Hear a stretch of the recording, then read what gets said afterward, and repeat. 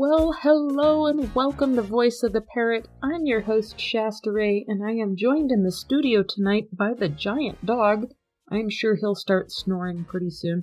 And I've got Murray down here. He's enjoying some spray millet that I got from Mile High Parrot Supply. They have an amazing price on spray millet. You might want to check out their website, milehighparrotsupply.com. And if you use the promo code VOICE20, VOICE20, you will get 20% off your order. And it only applies to supplies and toys and that sort of thing. It does not apply to the birds that they sell. So anyhow, go check out their website. Wonderful, wonderful people.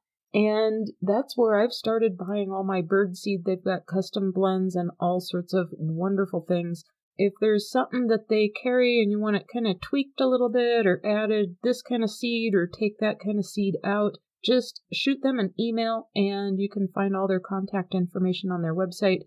They are incredible at doing special blends for their customers and their prices are the best there is. So that's where I get all of my seed, and Murray is making some noise. So you probably hear him dropping some of this spray millet. I'm trying to distract him from my mouse pad and my keyboard and my equipment, my cables and stuff. He'll probably start getting a little bit crazy here in a little bit. He starts getting bored and starts exploring. Anyway, how is everyone? Is everyone surviving the winter? We just had Groundhog Day the other day, and it looks like we're in for an early spring because we should all rely on a rodent to tell us what to plan on, right?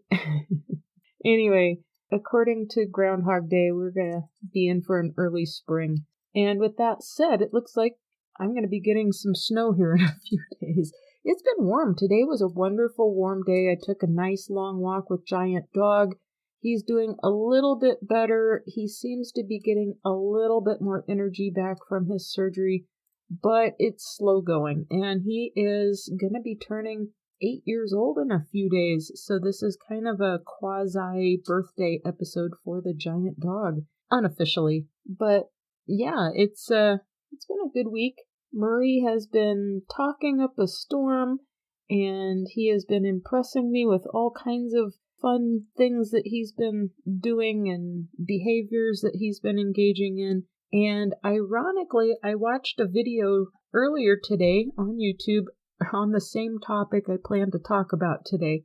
So I thought it was worth it to try to have him down here because, well, it's his little thing that I've been working on with him, and that is potty training your bird. Most people don't know that many parrots can be potty trained. You want to be kind of careful when you engage in potty training with your bird, and we'll go over some of that. But what I did, and I want to make a disclaimer here, as always, I am always learning. I am still kind of a newbie in the grand scheme of things, so I am not one of the behavior experts out there or, really experienced in tons and tons of different kinds of birds. But when I brought Murray home, I thought, I've read about this. I'm going to see if it works. I'm going to see if I can potty train my bird.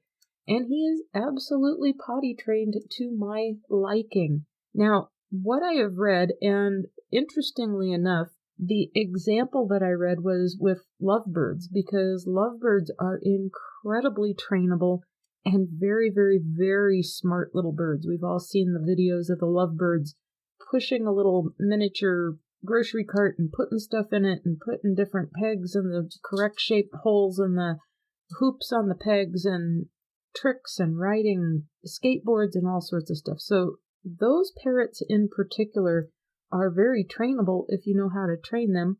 So the example I had seen early on was with lovebirds. And you can train birds to a degree that it can be very detrimental to their health. So I wanted to start out with the dangers of potty training a bird. Oh my gosh. So as I understand it, if you potty train them too well, they will hold on to their waste and it can back up in them and cause health issues if they don't think that they have an appropriate place to release that. You don't want to potty train them to the degree that they are just holding it all in too much. And if they can't find the quote-unquote correct place to release their poo, then they'll just hang on to it, and that's not good. And most birds are going to poop. The smaller ones are going to poop every 10, 15 minutes. Sometimes I've noticed Murray will take a nap, and he might go a little bit over that, but for the most part, they drop a bomb pretty regularly. So when I got Murray, and from the day I brought him home, I would have a piece of paper or a piece of paper towel next to me. And when I would see him kind of going through some body language that indicated he was going to drop one, I would hold him over that piece of paper. And then I would give him verbal praise, and I still do every time. I give him a lot of attention and neck scratches and praise every time he poops the way I want him to poop when he is on me.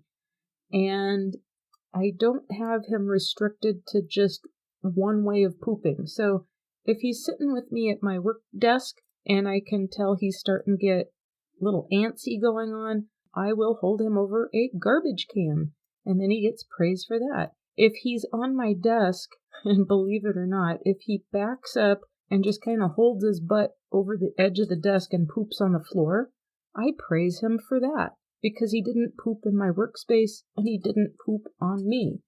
And then if he does poop on me, or if he poops in an inconvenient place where I don't want him to, he doesn't get any kind of praise, he doesn't get any kind of scritches, nothing like that. It's just kind of a non-issue, and I don't make a big deal about it.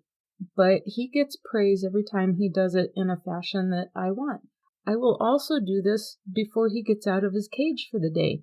I'll wait till he poops, and then he gets lots of praise for pooping before I take him out of the cage.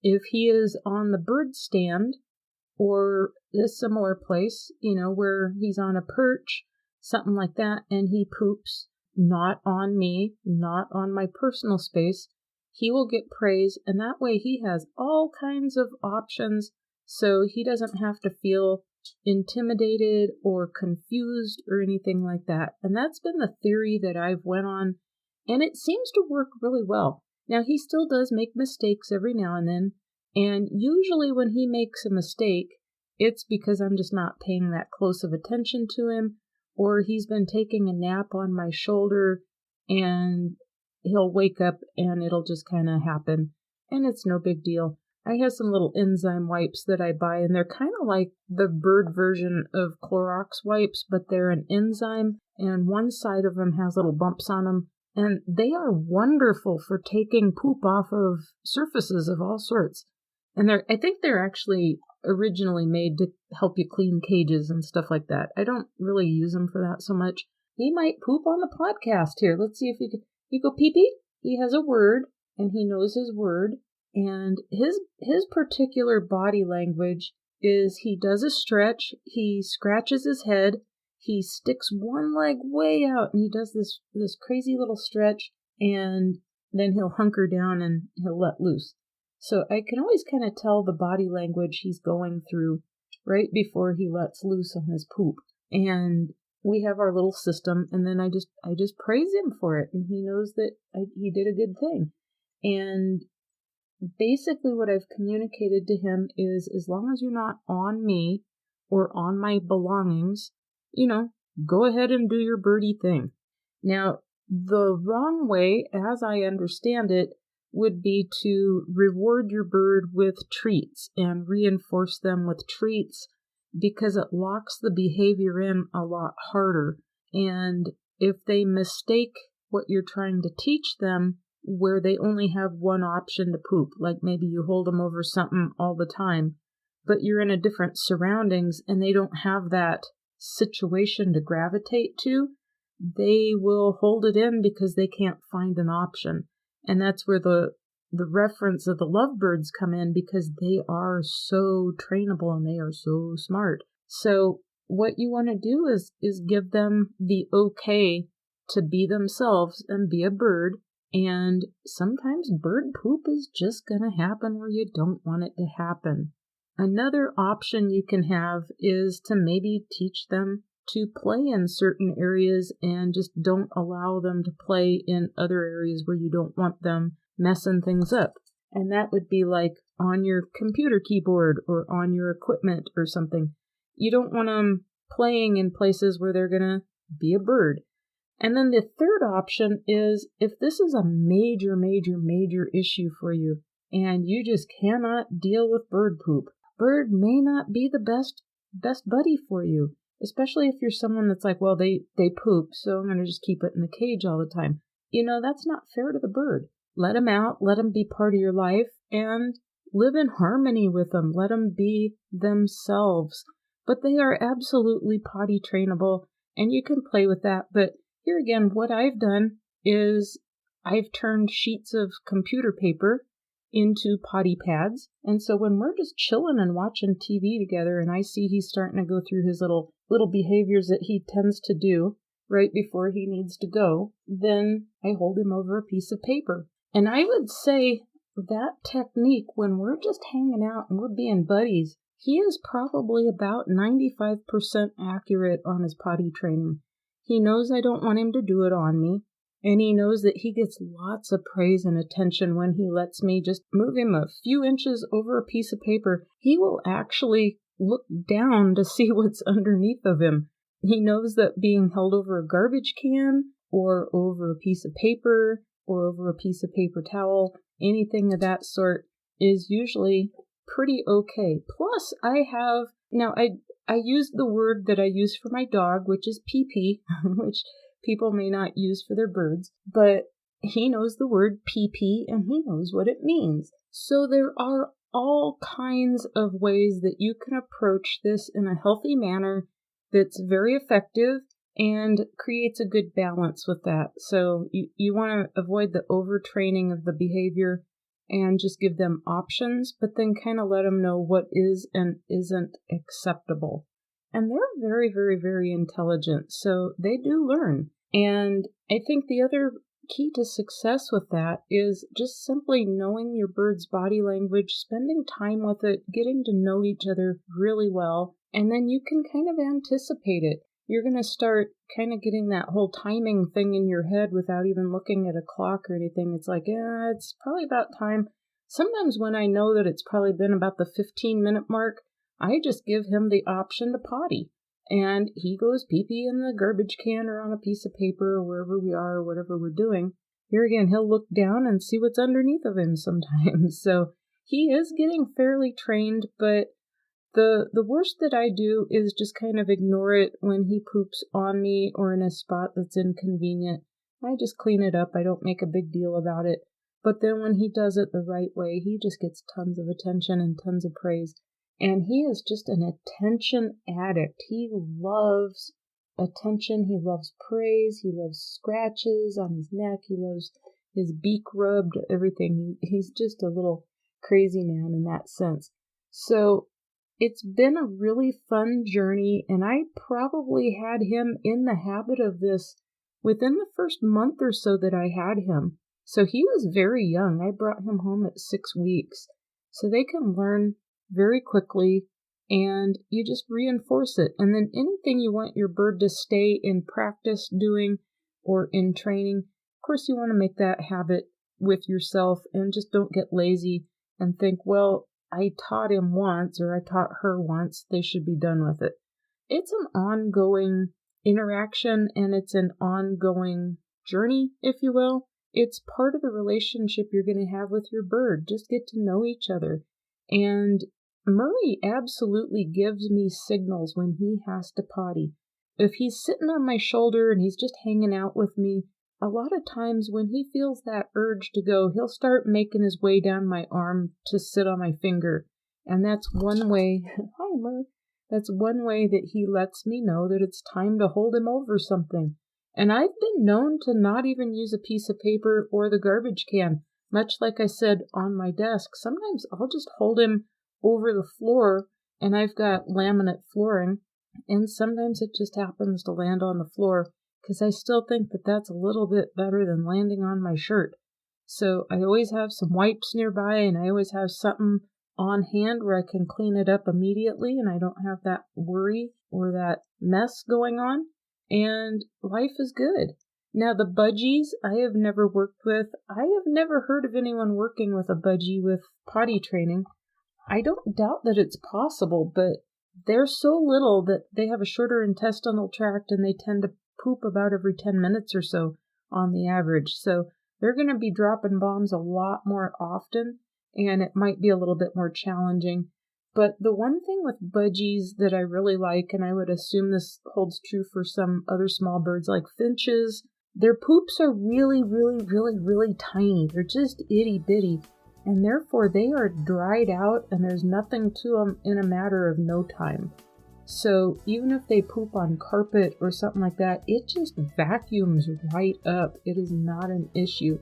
You start getting into some of the bigger birds, of course, they're going to have bigger piles that they leave behind. So you might want to work with them a little bit differently.